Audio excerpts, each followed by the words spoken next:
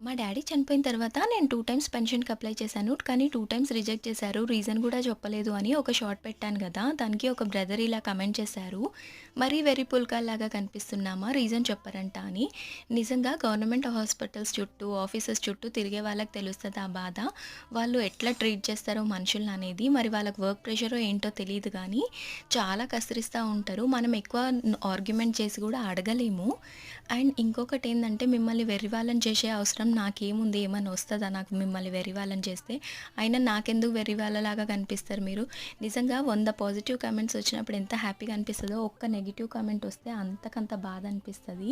నేనెంత తిరిగిన్నో ఆఫీస్ చుట్టూ పెన్షన్ కోసము నా మనసుకు తెలుసు. కానీ వాళ్ళెందుకు రిజెక్ట్ చేశారో తెలీదు. ఫస్ట్ టైమ్ అంటే నేను అప్లై చేసిన నెక్స్ట్ డేనే లాక్‌డౌన్ పడింది. సో, మేబీ దానివల్ల అనుకున్నా. కానీ సెకండ్ టైమ్ ఎందుకో తెలీదు. మా తమ్మునికి ఎందుకు రిజెక్ట్ అయిందో కూడా నాకు నిజంగా తెలీదు.